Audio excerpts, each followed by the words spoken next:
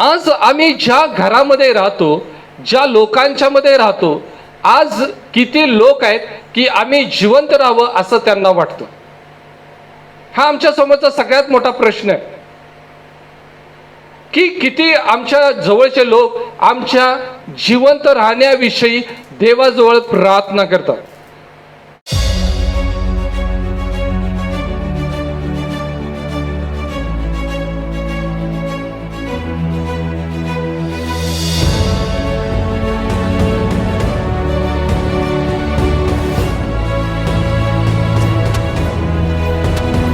आम्ही आमच्या लोकांना मृत्यूतून कसं वाचवू शकतो.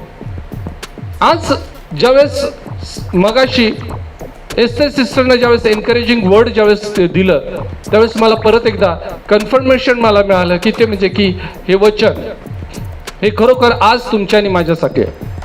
आणि म्हणून आपण सिरियसली या वचनावर आपण थोडंसं लक्ष देऊया की देव आम्हाला या वचनातून काय सांगत आहे. या ठिकाणी पहिलं वचन या ठिकाणी असं म्हणत आहे, त्यानंतर त्याने सर्व वचन लोकांच्या कानी सांगून संपवल्यावर तो कफरनहूमात गेला. येशू ख्रिस्त आपलं काम त्यानं संपवलेलं आहे, वचन सांगायचं काम त्यानं संपवलेलं आहे आणि तो कफरनहूम नावाचं जे गाव आहे की ज्या गावामध्ये तो राहत होता त्या ठिकाणी तो गेला. पण या ठिकाणी दुसरं वचन आपण बघूया की तेव्हा कोणी एका शताब्दीचा आवडता दास आजारी होऊन मरणास टेकला होता. इथं असं म्हटलेलं आहे की त्या कफरनहूमामध्ये एक व्यक्ती होता जो शताब्दी होता. जो शताब्दी होता म्हणजे शत म्हणजे 100, अधिपती म्हणजे अधिकारी, 100 सैनिकांचा हा अधिकारी होता. बऱ्याच वेळेस मी ज्यावेळेस अधिकाऱ्यांविषयी किंवा सैनिकाविषयी मी बोललेलं आहे, मी सांगितलेलं आहे की मिलिटरीतला प्रत्येक व्यक्ती हा वेल डिसिप्लिन्ड असतो.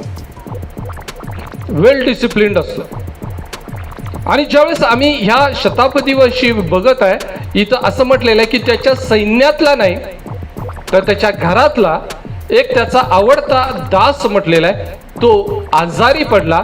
एवढा आजारी पडला की तो मरणास टेकला. आता त्याला काय आजार झाला होता तिथं सांगितलेलं नाही, म्हणून आम्ही त्या आजारावर कॉन्सन्ट्रेट करायचं नाही.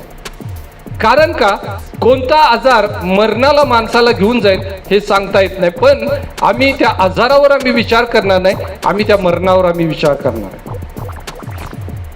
आता ज्यावेळेस हा जो शताब्दी होता, जेव्हा त्यानं बघितलं की आपला आवडता दास जो आहे आता मरण पावणार आहे, मृत्यूला जर टेकलेला आहे, तर तो त्याच्यावर उपाय करायला लागला.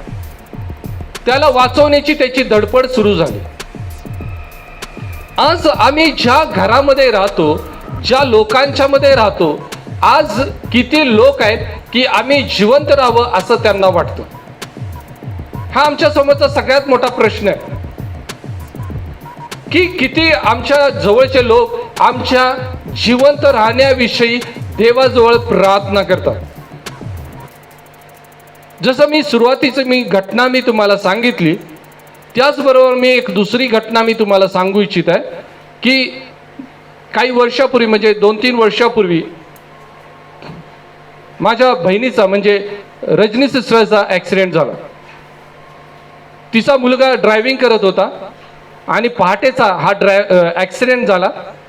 त्यांची जी कार जी आहे ती जवळजवळ 110च्या स्पीडनं ते चालले होते आणि रस्त्याच्या मध्ये त्या ठिकाणी गाया बसल्या होत्या. त्या गायांना चुकवण्यासाठी त्यांचा मुलगा गेला आणि तो एका झाडावर तो धडकला आणि त्या ठिकाणी त्याच्या गाडीला ज्यावेळेस आम्ही बघितलं, त्याचे फोटो बघितले, आम्हाला समजायचं बंद झालं. कारण का तर तो जगेल का नाही हे सांगू शकत नव्हतं, कुणी जगू शकतं का नाही हे सांगू शकत नव्हतं.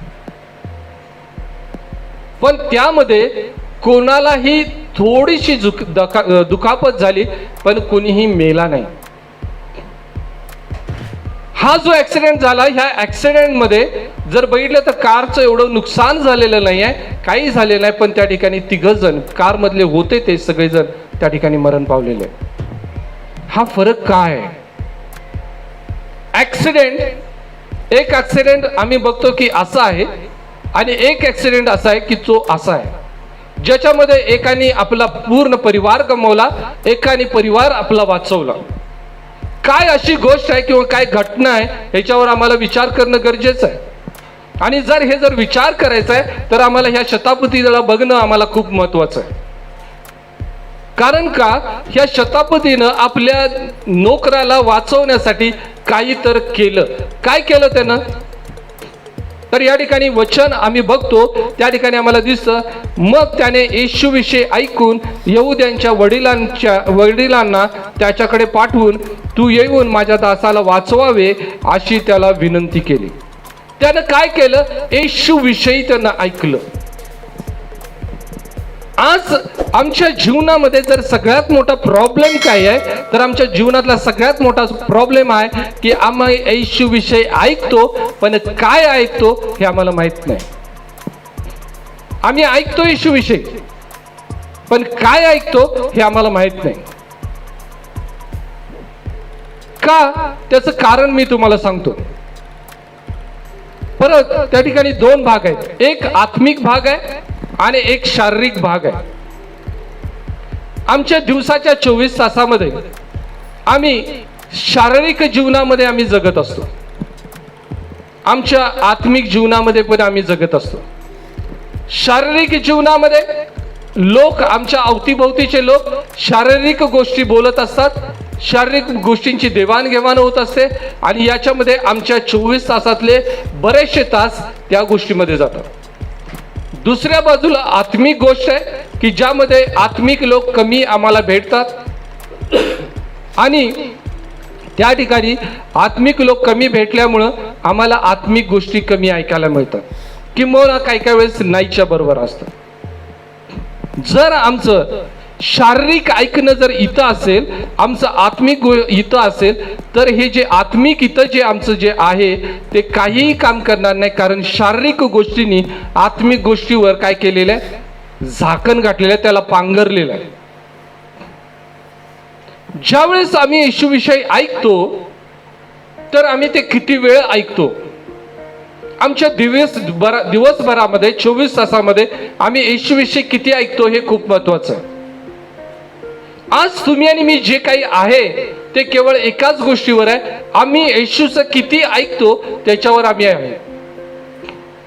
जे तुम्ही आणि मी बोलतो, विचार करतो, ते कशावर अवलंबून आहे? ते आम्ही येशूचं किती ऐकतो याच्यावर ते अवलंबून आहे. ज्यावेळेस या शताब्दीपतीनं येशूविषयी ऐकलं त्यावेळेस त्यानं एक स्टेप घेतली.